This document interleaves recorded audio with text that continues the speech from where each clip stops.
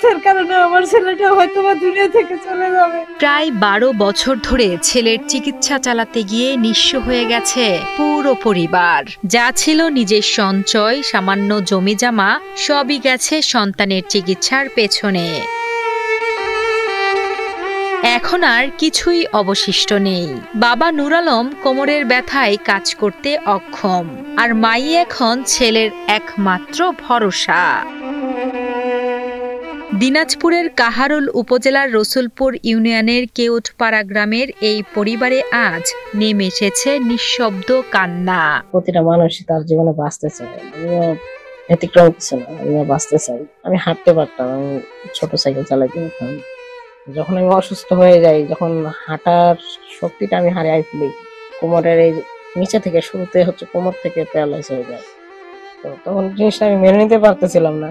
বিছনায় পেশাব পায়খানা সবকিছু করে, কিছু চিকিৎসা করছি, চিকিৎসা করে আমরা অনেক অর্থ পুরাইছি, পুরো আমি এখন বর্তমানে নিঃস্ব।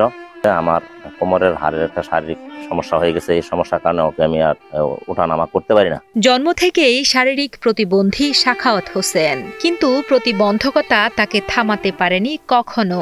ছোট্ট সাইকেলে চড়ে স্কুলে যেত, নিজে নিজে কাজ করত, আর স্বপ্ন দেখত নিজের পায়ে দাঁড়াবেন। কিন্তু ২০১৪ সালে একদিন সবকিছু বদলে যায় তার।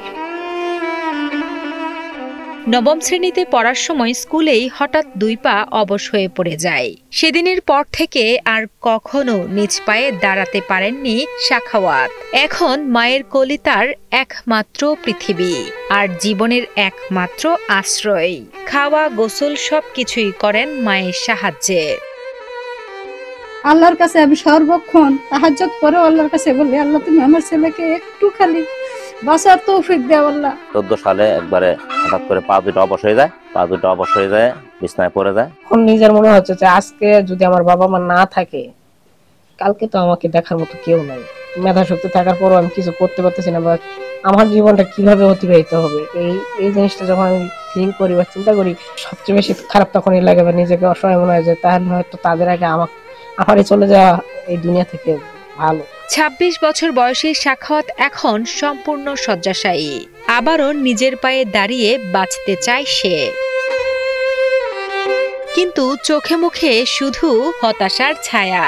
অর্থাভাবে চিকিৎসা বন্ধ হয়ে যাওয়ায় শরীরের ভেতরের অঙ্গগুলো একে একে বিকল হয়ে যাচ্ছে তার। কখনো মাকে জড়িয়ে কাঁদে, কখনো বলে, মা আমি মরলে তুমি তো একা হয়ে যাবে। আবার কখনো চুপচাপ তাকিয়ে থাকে শূন্যে, যেন জীবনকেও হার মেনে নিচ্ছে ধীরে ধীরে। আমি আর পারি না, আমার সর্বোচ্চ দিয়ে আমি চিকিৎসা করছি। যদি কেউ আমাকে সাহায্য সহযোগিতা করতো, তাহলে হয়তো বা আমি আমার ছেলের আমি ভালো করতে পারতাম। এখন ওর মাও অসুস্থ, ডায়াবেটিস, তারপর ওর কোমরের হাড় ক্ষয়ে গেছে, তাও বাচ্চা ফেলাই দেবো কোথায়, এভাবেই করতেছি। এখন চিকিৎসা করাতে পারতেছি না। চিকিৎসকের পরামর্শ অনুযায়ী সাখাওয়াতের চিকিৎসার জন্য প্রয়োজন অনেক অর্থের, যা এই অসহায় পরিবারটির পক্ষে জোগাড় করা কোনোভাবেই সম্ভব না। তাই ছেলেকে বাঁচাতে সরকার সহ সমাজের বিত্তবানদের কাছে আর্থিক সহযোগিতার জন্য আকুতি জানান অসহায় বাবা মা।